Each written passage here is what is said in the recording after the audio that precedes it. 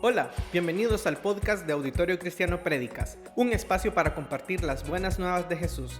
Te invitamos a que escuches la siguiente reflexión.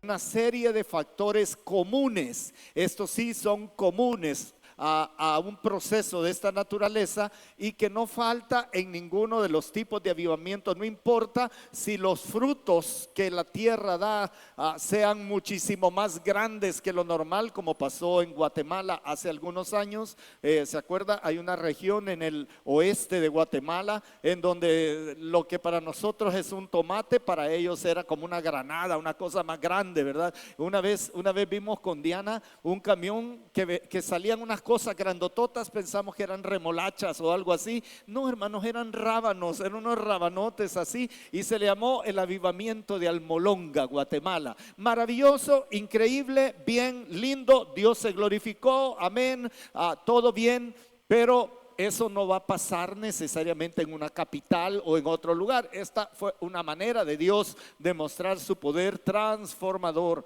De lo que casi no se habló es que se cerraron todititas las cantinas de aquella zona en Guatemala y las iglesias pues crecieron un montón. Lindísimo Almolonga, pero Almolonga tiene ciertas características que sí son comunes a cualquier forma de avivamiento personal, familiar, eclesiástico o nacional. Esto que voy a estar predicando en las próximas semanas tienen que ver con esos factores. Ahora déjeme decirle lo contrario de esto también.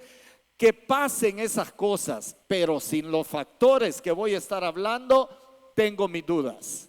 Tengo mis dudas. Puede ser que se fabriquen, se elaboren o sucedan cosas maravillosas, pero no hay de lo que voy a estar hablando durante las próximas semanas. No le llamaría avivamiento, le llamaría de cualquier otra forma, pero no un avivamiento según lo que Dios muestra en su palabra, no una, muchas veces, muchas veces. Así que nos vamos a enfocar en todos esos elementos particulares que tienen que ver justamente con esa manifestación especial que nuestro Señor va a hacer y está haciendo en la vida, no solamente de la iglesia en general, sino de todos. El título del mensaje de esta mañana, y mire qué cosas, cómo comenzamos, es: necesitamos quebrantamiento.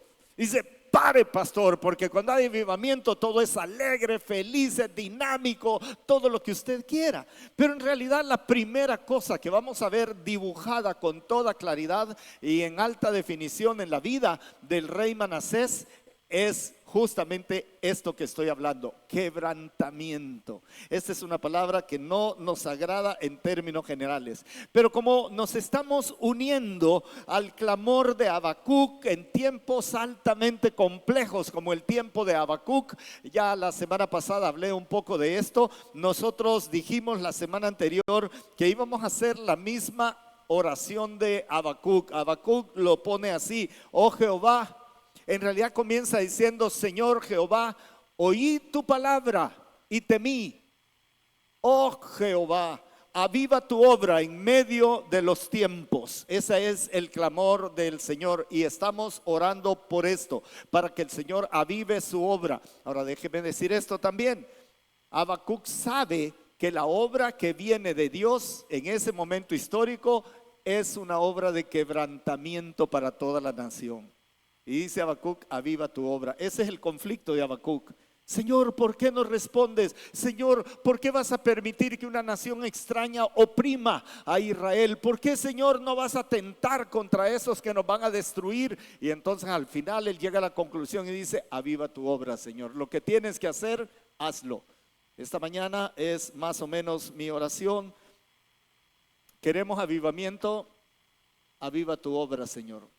Y si el Señor tiene que quebrantarnos, yo esperaría que todos nosotros digamos en nuestro corazón: pues quebrántanos, Señor, quebrántanos. Esta no es una petición ordinaria de todos los días en la mañana. Quebrántame este día, Señor, quebrántame. Porque cuando decimos esa palabra, cosas hermosas pasan, aunque a veces suelen doler y doler bastante. Vamos a aprender entonces los factores de avivamiento desde la vida de un rey muy controversial. Ya lo hemos medio leído la semana anterior, ahora vamos a leer una porción más pequeña y le voy a pedir que para aprender de Manasés, hijo de Ezequías, por favor busque en su Biblia el segundo libro de Crónicas en el capítulo 33.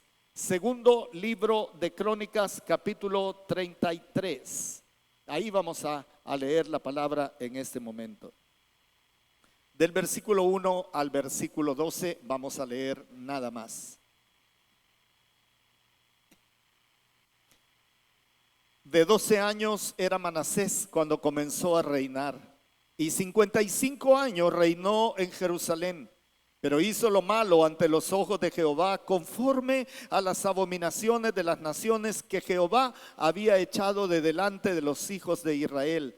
Porque él reedificó los lugares altos que Ezequías su padre había derribado, y levantó altares a los Baales e hizo imágenes de acera, y adoró a todo el ejército de los cielos y le rindió culto. Edificó también altares en la casa de Jehová, de la cual había dicho Jehová: en Jerusalén estará mi nombre perpetuamente. Edificó asimismo altares a todo el ejército de los cielos en los dos atrios de la casa de Jehová. Y pasó sus hijos por fuego en el valle del hijo de Hinnom, y observaba los tiempos, miraba en agüeros, era dado a adivinaciones y consultaba a divinos y encantadores. Se excedió en hacer lo malo ante los ojos de Jehová hasta encenderse su ira. Además de esto, puso una imagen fundida que hizo en la casa de Dios, de la cual Dios había dicho a David y a Salomón su hijo: en esta casa y en Jerusalén, la cual yo elegí sobre todas las tribus de Israel, pondré mi nombre para siempre. Y nunca más quitaré el pie de Israel de la tierra que yo entregué a vuestros padres, a condición de que guarden y hagan todas las cosas que yo les he mandado, toda la ley, los estatutos, los preceptos por medio de Moisés. Manasés pues hizo extraviarse a Judá y a los moradores de Jerusalén para hacer más mal que las naciones que Jehová destruyó delante de los hijos de Israel. Y habló Jehová a Manasés y a su pueblo, mas ellos no escucharon, por lo cual Jehová trajo contra ellos los generales del ejército del rey de los asirios, los cuales aprisionaron con grillos a Manasés y atado con cadenas lo llevaron a Babilonia. Mas luego que fue puesto en angustias, oró a Jehová su Dios, humillado grandemente en la presencia del Dios de sus padres. Pueden sentarse, hermanos. Gracias. Mi primer punto esta mañana es hablarles un poco de la frase antes del quebrantamiento. Antes del quebrantamiento. Y digo esto porque la historia de Manasés tiene esta peculiaridad. Están claramente marcados los antes y los después de su vida. Y en el caso de él, en el primer libro de los Reyes, y quiero que por favor lo mantenga allí, en el capítulo 21 del primer libro de los Reyes, del segundo libro de los Reyes, segundo libro de los Reyes, capítulo 21, ahí vamos a encontrar más o menos la misma historia. La semana anterior le compartí que en realidad los libros de Crónicas tienen el propósito de levantar el ánimo del pueblo cautivo para volver a poblar la tierra prometida 70 años después de haber sido llevados cautivos. Por eso en segundo de Crónicas se relata el proceso Manasés. El primer libro de los Reyes no relata el proceso completo, solamente relata el reinado de este rey tremendo. Como les dije la semana anterior, también Manasés es un nombre que tiene un significado bastante particular, y el significado es el que hace olvidar.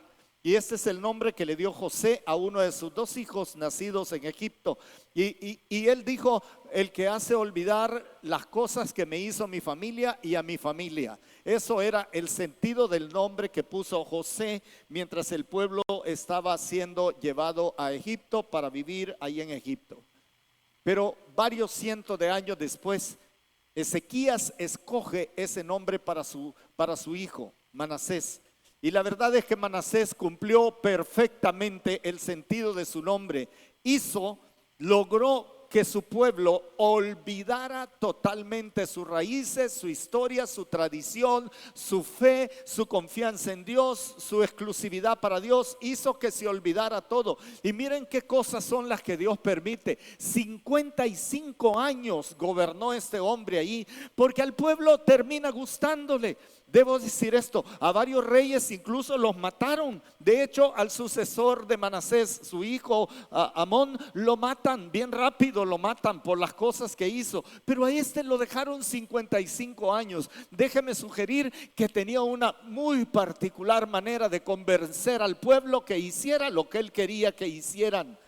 Y detrás de él había una serie de consejeros, porque todititos los pecados enumerados no eran pecados propios de la nación, eran pecados importados. Eso de quemar a los hijos al fuego delante de una deidad, eso de tener en el templo un ídolo metálico, cuando Dios ha dicho claramente: no se hagan imagen de nada, ni de lo que está arriba en los cielos, ni debajo de la tierra. Entonces todo esto él lo importa de los reinos cercanos, reinos que son aquellos que Dios le había dicho a Josué y antes de Josué que los echaran de la tierra. Nunca los pudieron echar.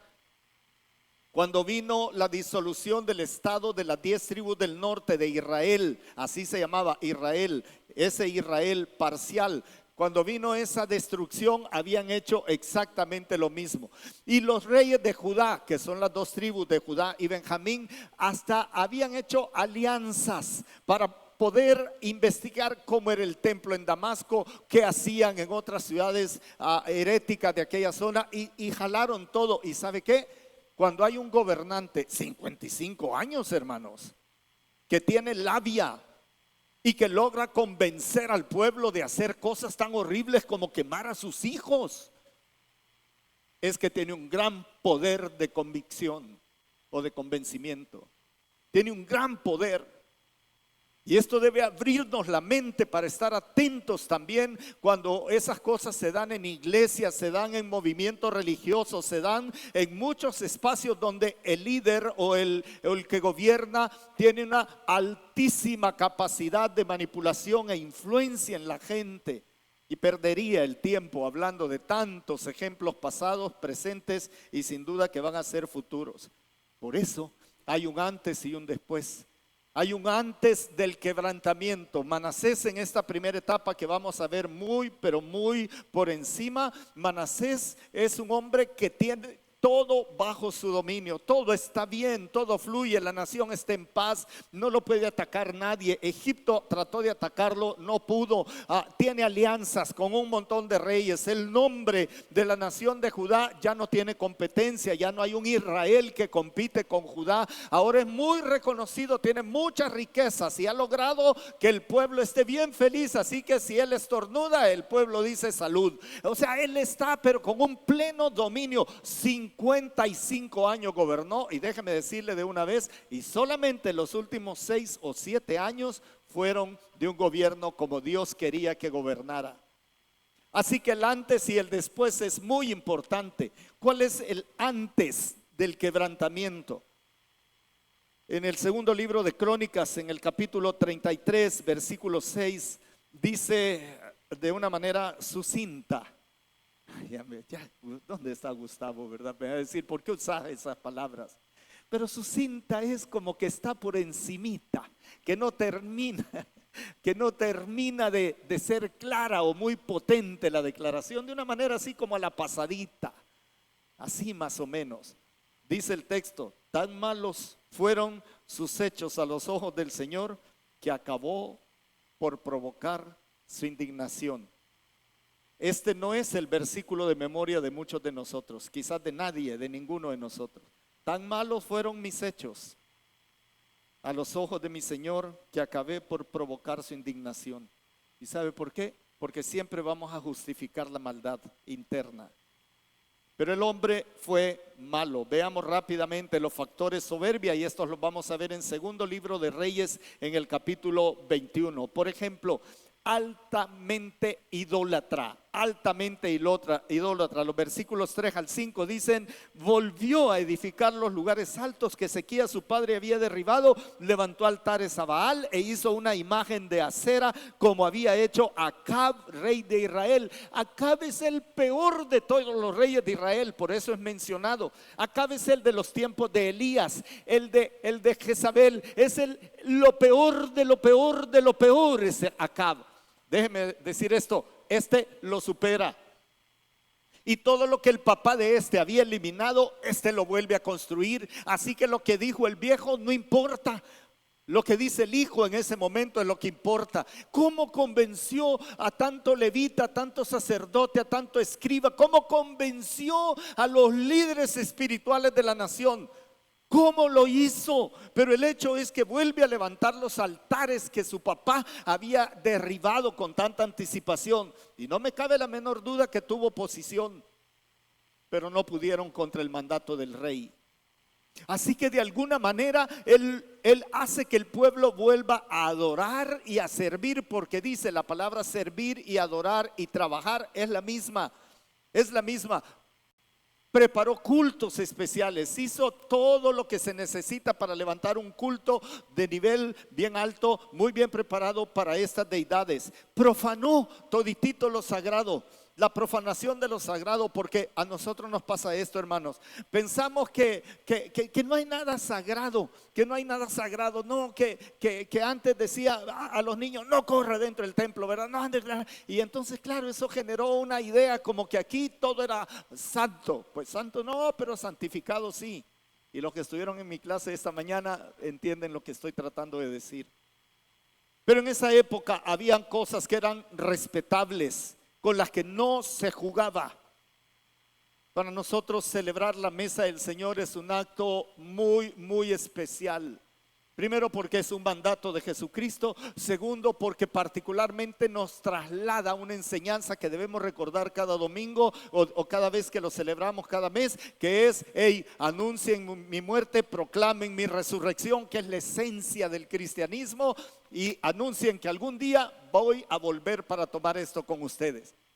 Y el pan es pan, no le pasa nada, pero es un elemento respetuoso. El jugo de uva es un elemento que merece todo nuestro respeto. Pero ¿qué pasaría si cuando estamos por aquí viniera alguien a agarrar, o viniera alguien por allá y tomara, ¿verdad? Agarrara lo que vamos a dejar por allá y a la pasadita lo pasara tomando. Miren, el pan y el vino, el jugo de la vid no tienen nada en sí mismos, pero han sido apartados como algo consagrado.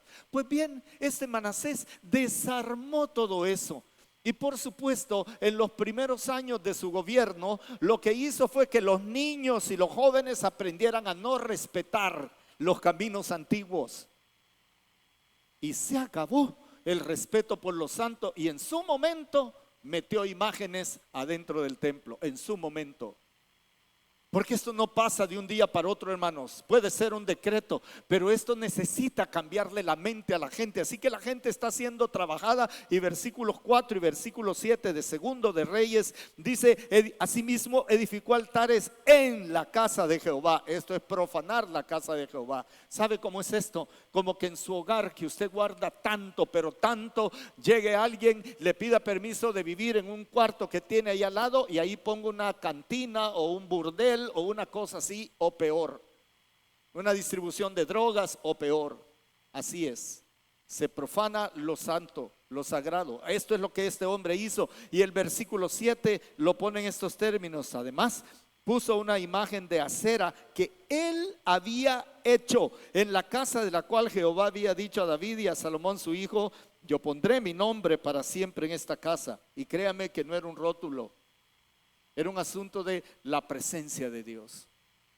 Yo pondré un rótulo en esta casa y en Jerusalén, la cual escogí. Así que profanó todo. No, que no podemos vivir por supersticiones y liturgias. No, permítame, sí tenemos.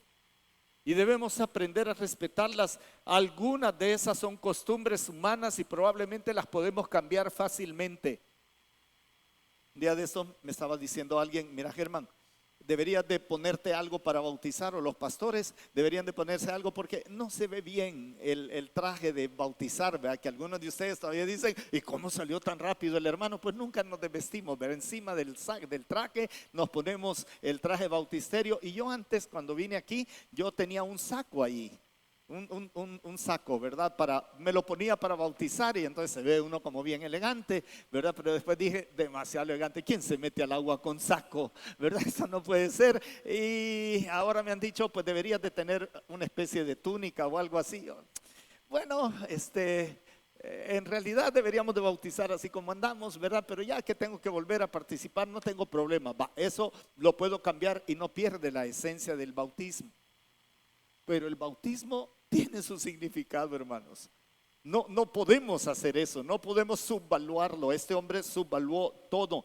Dice también los versículos 3b, la segunda parte del b y la segunda parte del 6, dice de la siguiente manera: adoró a todo el ejército de los cielos, es decir, esto es astrología pura, y rindió culto a aquellos. Hay gente que no se mueve el día si no consulta el famoso zodíaco. No se mueven. A ver cómo está la luna, a ver cómo, hasta dicen, hoy amaneció con la luna, ¿verdad? Dice, ¿qué? ¿De dónde? ¿De dónde? Y dice, él lo instituyó. Y la segunda parte del 6 dice de la siguiente manera: se dio a observar los tiempos, fue agorero e instituyó encantadores, adivinos, y ahí está eso. Yo les puse en la pantalla, ya tengo aquí, yo les puse en la pantalla la astrología judiciaria, le llaman a eso, porque buscaban el juicio en contra de las personas a través de la astrología. ¿Cómo están alineados los astros? Pues ahí está el cazador, pues ahí está Orión, a saber cómo le llamaban, pero esto no es nuevo, hermanos. Todo esto venía de Babilonia, es más, de los pueblos sumerios. Es más, Asiria practicaba esto antes que los babilonios y los hititas. Todos estos pueblos practicaban este tipo de adoración, así que dice el rey, está de moda, es cool, lo vamos a implementar. Así que ahora no vamos a buscar la voluntad de Dios, ¿verdad? Eso es aburrido, es antiguo. Los astros. Y comienzan a ir en esta línea que tarde o temprano terminan teniendo un monumento para adorar también y buscar el juicio, cuando Dios ha dicho que el juicio le pertenece exclusivamente a Él. Porque Él es perfectamente justo y santo. Si usted se va dando cuenta, cada una de estas cosas va poniendo al margen, va sacando al pueblo de la cercanía y de la concepción de Dios tal y como había sido enseñado por Ezequías, padre de Manasés. Ahora el pueblo se va alejando sutilmente, poco a poco, despacio, pero va metiendo cosas. Este hombre en 55 años lo logra, o en 49 lo logra.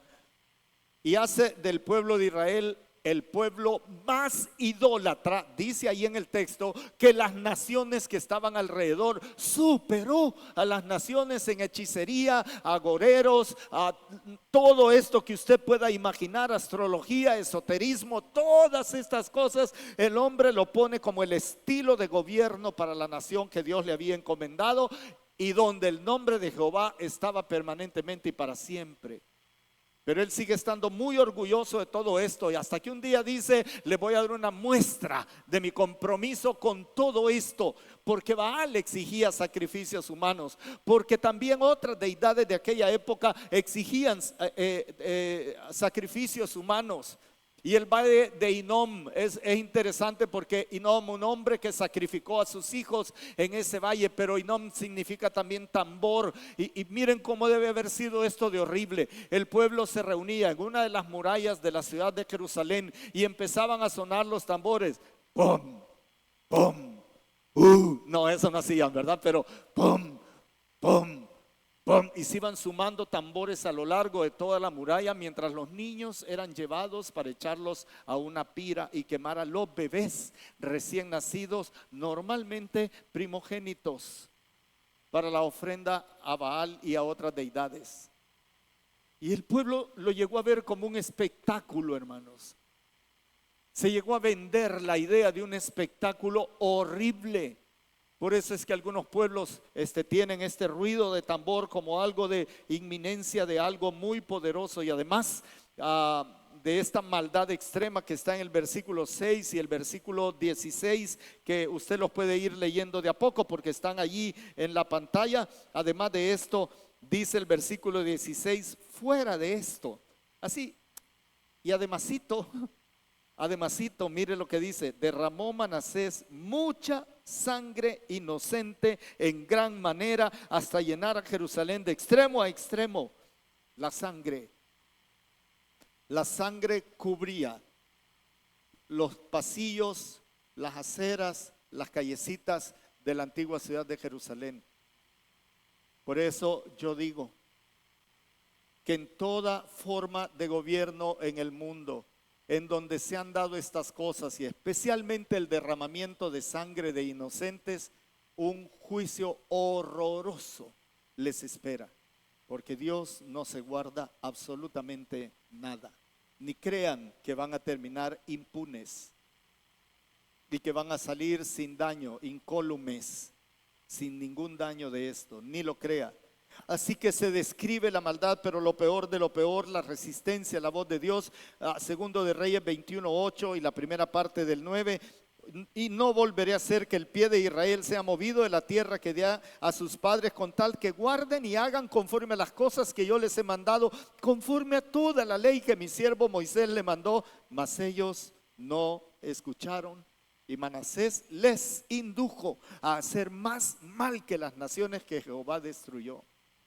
Agréguele pues como una cerecita al pastel, amarga, horrible, este nivel de maldad.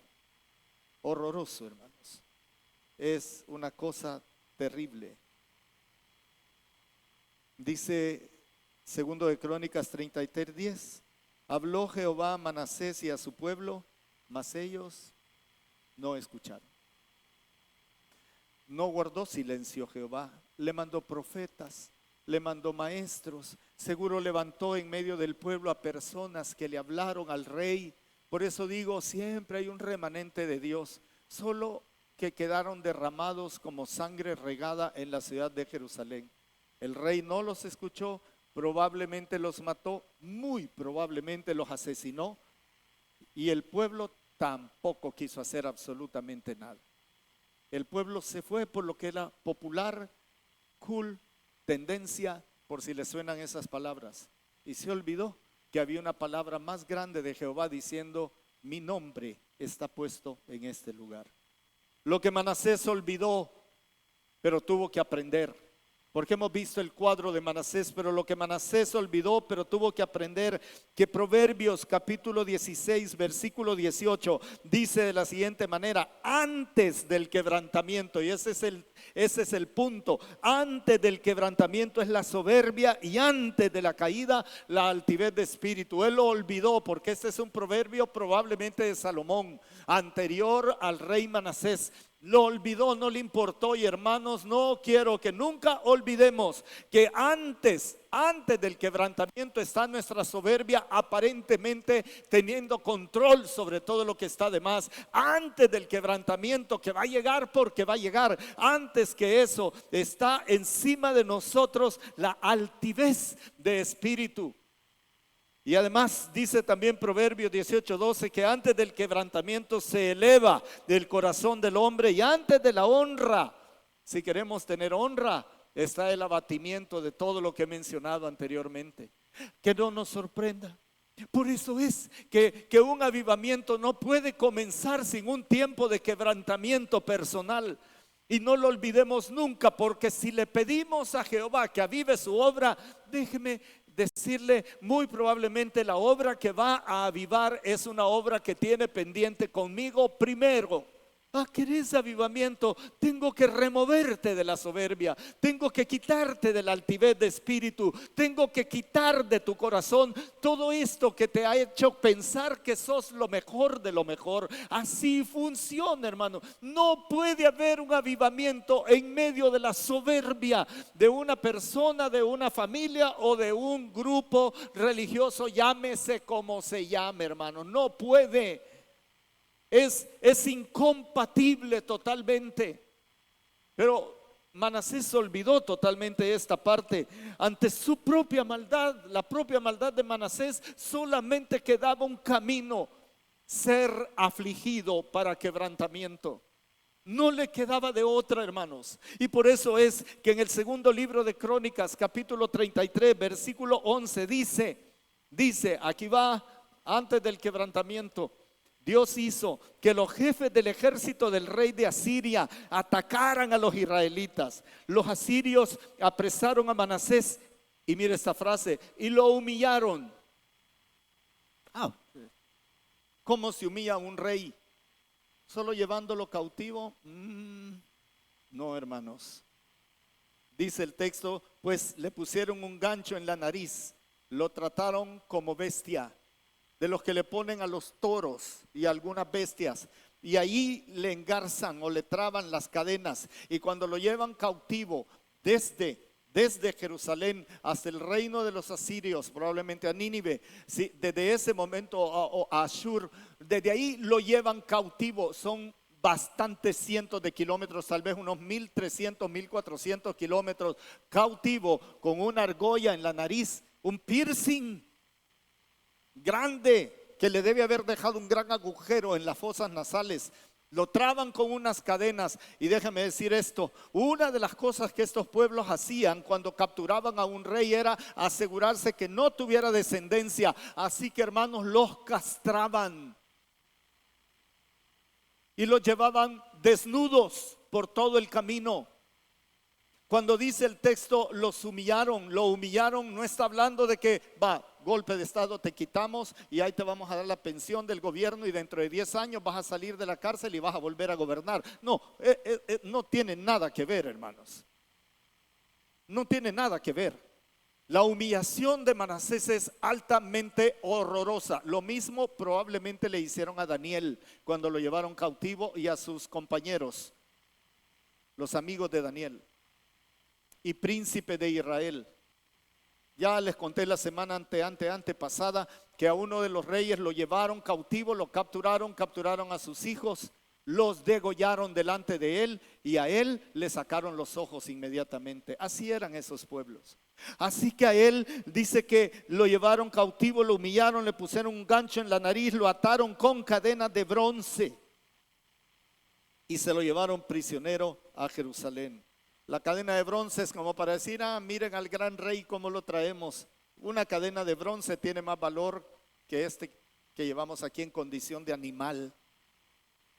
Y Asiria destruyó prácticamente Jerusalén.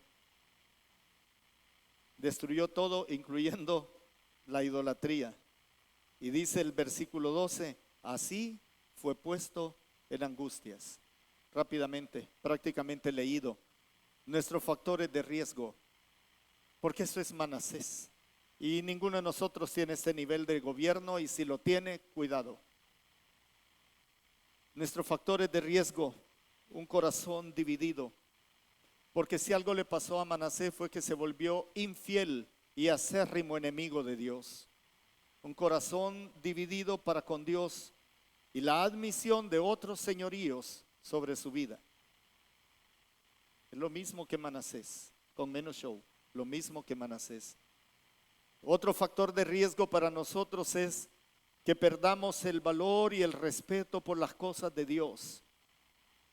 Miren, hace muchos años aprendí esto recién venido a los pies de Jesús, pero en ese tiempo se usaban unos proyectores de lámpara. Todavía cuando vine a Auditorio hace 20 años había un proyector de lámpara para láminas transparentes, ¿verdad? Y se ponía y generaba un montón de calor, hacía una gran bulla. Era el abuelo del cañón, era ese, el abuelo del cañón, ¿verdad?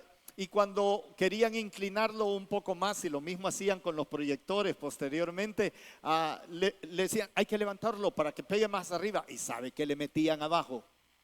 Las Biblias, hermanos.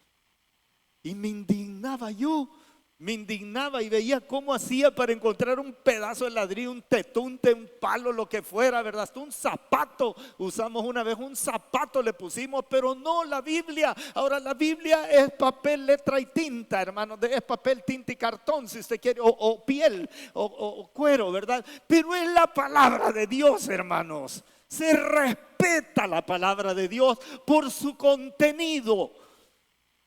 No se puede perder el respeto por lo anterior. Por eso es como llego al templo, llego bien. Me he visto lo mejor que puedo, cómodo si usted quiere. Por eso no va a ver a los ancianos y pastores de traje completo sirviendo la mesa del Señor. El hábito no hace al monje, pero es una maravilla lo que celebramos, hermanos. No es cualquier cosa. Y mis niños y sus niños están viendo que eso es valiosísimo. Porque si no, un día, a menos que fuéramos una iglesia surfer, que las hay, que los bichos andan en chancletas y shorts y camiseta ahí en la playa.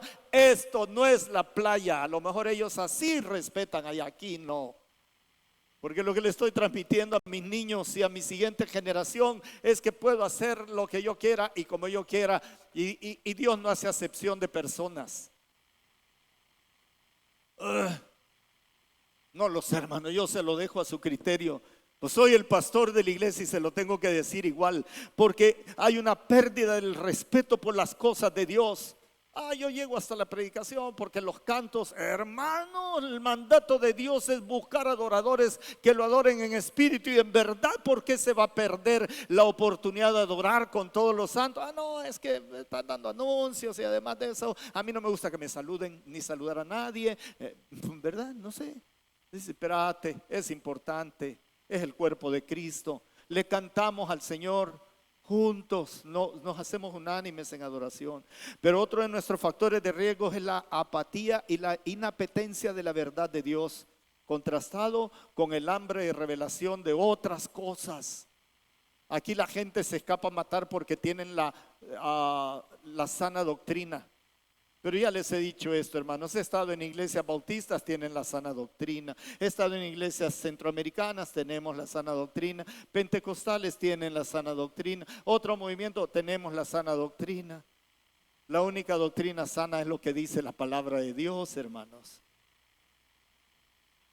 Pero se va perdiendo un respeto por la palabra de Dios de tal manera que ya casi ni nos ponemos metas para conocer y leer la palabra de Dios. Se nos olvidó memorizar tan siquiera dónde están los libros. Se nos olvidó completamente eso. Cállate. Se nos olvidó completamente. No hay sed.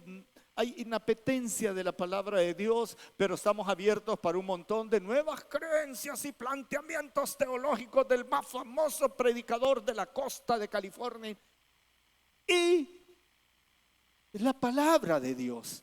Pero tenemos el mismo problema de Manasés latente. El hecho, díganme lo que yo quiero oír, lo que me gustaría saber y conocer y que sea más fácil de practicar. Y esto seduce muchísimo. Y no vamos a la palabra para contrastar con la palabra. ¿Qué dice de este tema la palabra de Dios? ¿Qué dice? Y entonces nos volvemos críticos y que aquellos no tienen, que estos sí tienen, que esos no aquí, que esos allá. Igual que él. Hay mentes que quisieran que pensáramos todos de la misma manera y si no pensás de esa manera estás mal. Se llaman sectas, no importa el nombre que tengan. Y la otra cosa que es un factor de riesgo para nosotros es la mundanalidad y la maldad. Porque el corazón de la raza humana se ha complicado mucho. Y la maldad está encima de todo lo demás. Y hemos adquirido nuevas normas y modelos de vida que no tienen nada que ver con la propuesta de la palabra del Señor. No tienen nada que ver. Se le llama liberalismo teológico si quiere. Así se le llama. Y está afectando cosas firmes de la voluntad de Dios, como es el matrimonio y cómo se concibe el matrimonio.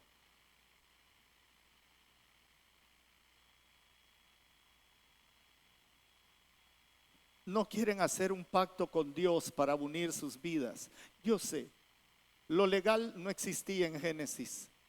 El modelo que tenemos de boda es del renacimiento. Entonces juntémonos, no pasa nada. Pero en ese no pasa nada, ni siquiera hay una concepción de decir, Señor, queremos hacer tu voluntad, hacemos un pacto contigo. Y esto es lo que les enseñamos en el curso prematrimonial, 9 sesiones, 9 pactos para tener una vida matrimonial sólida. Entonces no se casan. Se van, viven, no funciona, zafan, buscan otra persona, no funciona, zafan, pero no he ofendido a Dios sin casarme. Y se van deteriorando y un montón de normas y reglas nuevas acerca del tema matrimonial. Que 2 hombres, que 2 mujeres, que 3 personas, que hermanos, son igualmente horribles los pecados como los pecados que los heterosexuales traemos también encima. Y tengo pendiente esa predicación con ustedes. Es igualmente horrible. Pero la maldad se ha multiplicado, hermanos.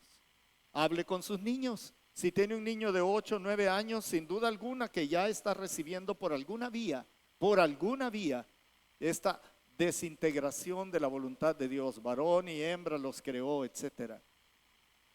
Ahí está. Y ni voy a mencionar más de este tema, pero afectan totalmente el carácter ético. Y yo le vuelvo a decir lo mismo que a Manasés. Antes del quebrantamiento, la aflicción para humillación. La previa del avivamiento. 3 cosas, hermanos, muy simples. Porque aquello era la previa o antes del quebrantamiento. Esta es la previa del avivamiento. Aceptemos el angustioso quebrantamiento. Dice el texto de 2 de Crónicas capítulo 33, pero vea conmigo el versículo 12. Mas luego que fue puesto en angustia, oró a Jehová su Dios, humillado grandemente en la presencia del Dios de sus padres. Oró, humillado. Y todo el avivamiento que viene para la nación tiene que ver con ese versículo en particular. No solamente oró, no solo clamó, no solo expresó su desacuerdo con Dios por lo que estaba pasando, en realidad estaba humillado, quebrantado totalmente.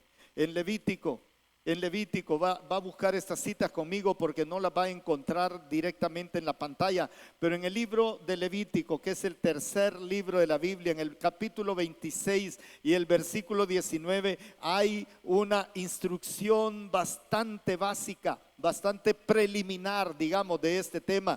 Levítico capítulo 26, versículo 19, dice de la siguiente manera: quebrantaré la soberbia de vuestro orgullo y haré vuestro cielo como hierro y vuestra tierra como bronce.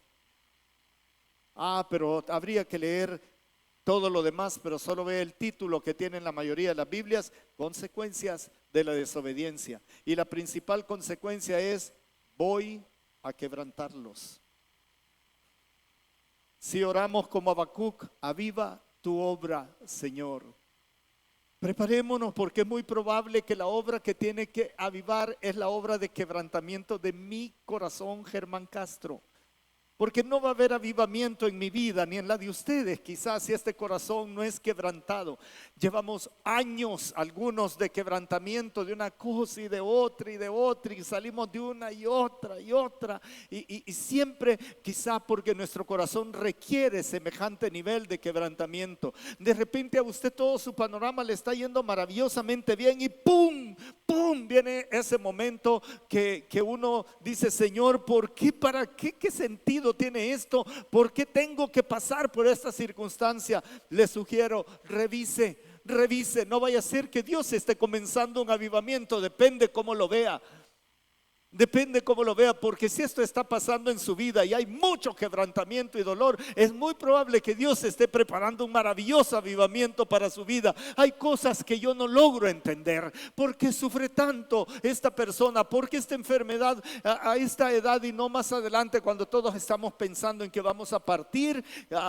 ¿Por qué ahora? ¿Por qué la cárcel? ¿Por qué la deuda? ¿Por qué el accidente? ¿Por qué lo otro? No lo sé, pero puede ser que Dios esté preparando un avivamiento y esté buscando un corazón verdaderamente humillado, porque así dice el Salmo 55 versículo 19, dice de la siguiente manera: Dios oirá y los quebrantará luego. El que permanece de la antigüedad, por cuanto no cambian ni temen a Dios. Ahí está ese tema, hermanos.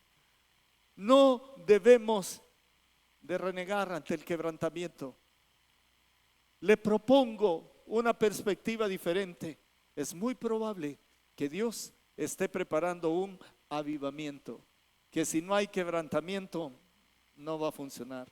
La segunda cosa que es previa a un avivamiento es el reconocimiento de la santidad y la justicia de Dios. No tenemos la más mínima pizca de autoridad para reclamarle a Dios, porque Él es santo, perfectamente santo, y es el Rey soberano, y Él hace como Él quiere. Pero conocemos que también Dios es amor, Dios es benignidad, y no se puede separar una cosa de la otra en la identidad que tenemos de Dios. Dios es bueno, hermanos. Dios es bueno, Dios es absolutamente santo, Dios es amoroso, pero es perfectamente justo. Dios es la ternura más grande, el aceite más sanador que pueda imaginar, pero Dios es fuego consumidor también, y no debemos olvidar esto. Si queremos que haya un avivamiento, tenemos que entender perfectamente cómo es Dios, quién es Dios. En Deuteronomio capítulo 4 versículo 24, y vamos a buscar ese texto en su Biblia, porque tampoco le va a aparecer en pantalla, pero hablando con el pueblo en ese momento de preparar al pueblo para cosas maravillosas, capítulo 4 versículo 24 dice de la siguiente manera: porque Jehová tu Dios es fuego consumidor, Dios celoso, Dios celoso, Dios celoso, me ama, es mi papá, es mi padre. Ha hecho cosas maravillosas en mi vida, maravillas que, como dice el canto, si las comienzo a contar no paro de hacerlo todo el día. Me ha mostrado su bondad, su poder, me ha mostrado su presencia, me ha cuestionado, me ha consolado, me ha derribado y me ha puesto encima. Dios es Dios y puede hacer lo que quiera conmigo. Y cuando yo pierdo de vista que Dios es fuego consumidor, no estoy listo para un avivamiento, porque no voy a entender la bendición de Dios. Voy a terminar creyendo que me lo merezco y me voy a olvidar de la gracia maravillosa de Dios, que aún sin merecer cosas, el Dios todopoderoso, a la vez bueno, paciente, largo en misericordia, pero juez justo, y como dice este pasaje tan poderoso en particular, fuego consumidor, Dios celoso. Ni soñemos con que a Dios no le importan las decisiones y las acciones que tomamos. Y la conducta es importante, hermanos. La conducta es importante. Lo que hago, lo que dejo de hacer es importante si entiendo la naturaleza propia de Dios. En Hebreos capítulo 12, un viaje de punta a punta en la escritura para que usted pueda ver con toda claridad de lo que estoy tratando de establecer en este punto. En el capítulo 12 comienza diciendo: teniendo una gran nube de testigos alrededor nuestro, despojémonos de todo peso del pecado, puesto los ojos en Jesús, consumidor. Consideren aquel que sufrió tal contradicción. Pero mire cómo dice ya en el versículo 4: porque aún no habéis resistido hasta la sangre, combatiendo contra el pecado, no contra las demás personas. No combata con las personas, no responda a redes sociales combativas. Combatamos contra el pecado, hermanos. Eso es lo que dice el texto. Y habéis olvidado la exhortación que como a hijos se os dirige, diciendo: hijo mío, no menosprecies la disciplina del Señor, ni desmayes cuando eres reprendido por Él, porque el Señor al que ama disciplina y azota a todo el que recibe por hijo. Si soportáis la disciplina, Dios os trata como hijos, porque ¿qué hijo es aquel a quien el Padre no disciplina? Y usted puede seguir leyendo, pero versículo 28, como una conclusión del autor de Hebreos, dice: así que recibiendo nosotros un reino inconmovible, tengamos gratitud y mediante ella sirvamos a Dios, agradándole con temor y reverencia. Punto y coma, pausa, sugiero Selah, porque lo que va a decir a continuación es importante, porque nuestro Dios es fuego consumidor. Pero mire el 28, tengamos gratitud. Tal vez alguna vez nos va a oír decir: dele gracias por el quebrantamiento que está experimentando en este momento. Dele gracias, porque Dios está preparando un avivamiento para su vida. No le quepa la menor duda, no le quepa. Y lo tercero de la previa de un avivamiento es que la respuesta de un corazón humillado a la seductora benignidad de Dios tiene que ser inmediato. En Romanos, y ya estamos a punto de terminar. Me encanta este pasaje de Romanos, me encanta Romanos capítulo 2. Me encanta esto. En Romanos capítulo 2,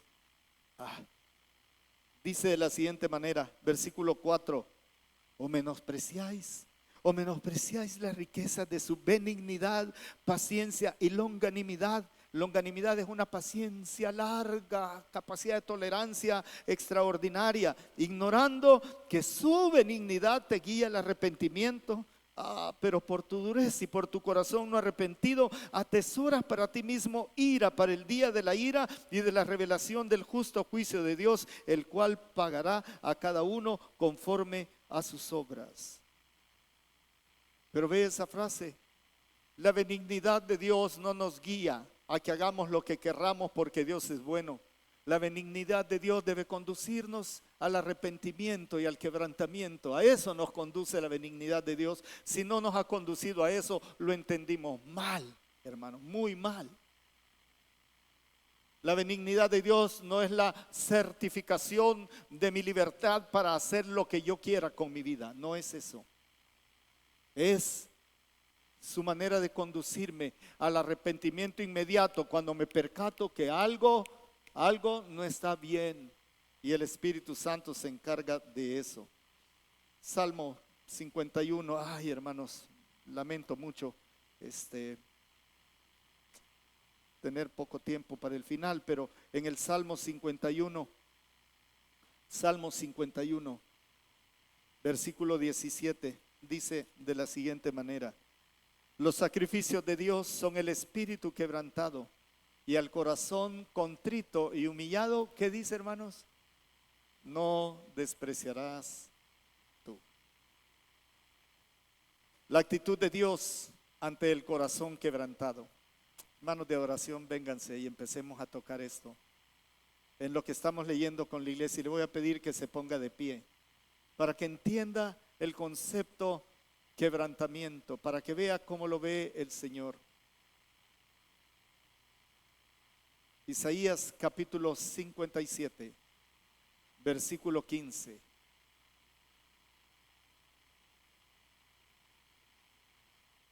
Porque así dijo el alto y sublime, el que habita la eternidad y cuyo nombre es el Santo. Yo habito en la altura y en la santidad, y con el quebrantado y humilde de espíritu, para hacer vivir el espíritu de los humildes y para vivificar el corazón de los quebrantados. No le temamos al quebrantamiento. Sin quebrantamiento no hay avivamiento, hermanos. Y mire la actitud de Dios para con nosotros. Yo no los echo fuera. Yo voy a habitar con ustedes los quebrantados, porque tengo planes maravillosos para ustedes. Tengo cosas extraordinarias para ustedes, para poder vivir en esa misma dimensión. Padre Santo, aquí está tu iglesia. Cada quien sabe lo que tiene en su corazón. Cada quien, Señor, sabe exactamente cómo entender ahora tal vez ¿De qué me ha servido tanto quebrantamiento? Y es porque, Señor, a cada uno nos estás preparando para un avivamiento. Gracias, Señor, gracias. Yo te ruego que si algunos han estado pasando de lado, tratando de ir por una senda paralela, que esta mañana podamos entender que es necesario someternos a esos procesos de quebrantamiento que, si somos hijos tuyos, van a llegar, porque quiere vivificar el espíritu quebrantado, Señor. No hay avivamiento, hermanos, no hay avivamiento sin quebrantamiento. Si ha pasado un periodo largo de múltiples quebrantamientos, créame, está en las puertas, está en los albores de una experiencia de avivamiento. Iglesia, hemos pasado de todo y vamos a seguir pasando de todo en esta congregación. Es quebrantamiento. Años nos duró el quebrantamiento, pero hoy, como el domingo pasado, insisto, estamos en los albores de un avivamiento. Padre Santo, aviva tu obra. Si has de quebrantarnos de alguna manera, amén, Señor, así sea. Esta mañana yo le hago una invitación a usted que no ha logrado ser quebrantado en su corazón como para rendirse a los pies del único Señor y Salvador Jesucristo. Y ahí donde está, dígale: perdóname, Jesús, por pensar que hay algo más o alguien más, o que hay una religión que me puede salvar. Dígale: me quebranto, me humillo delante de ti, acepto tu garfio, acepto tu ancla en mi nariz, acepto lo que sea, porque también con eso viene la sangre tuya que me libra de todo pecado. Dígale: hoy te recibo como mi Salvador personal, me quebranto delante de ti, me humillo delante de ti, para que avives mi vida, para que me des una vida diferente. Si hay alguien esta mañana que dice: yo me entrego a Jesús para que Él sea Señor verdadero de mi vida, dejo de adorar deidades, dejo de adorar mi mundo, dejo de adorar mi ego, dejo de adorar todo y rindo mi adoración a Jesucristo, mi Señor y mi Salvador ahora. Si hay alguien que dice: hoy me entrego a Cristo, ahí donde está, su mano en alto, por favor, porque yo voy a orar con usted. Yo voy a orar con usted. ¿Estás listo para más mensajes? Te esperamos todos los domingos a las 10 de la mañana y los miércoles en familia a partir de las 7 de la noche. Somos Auditorio Cristiano.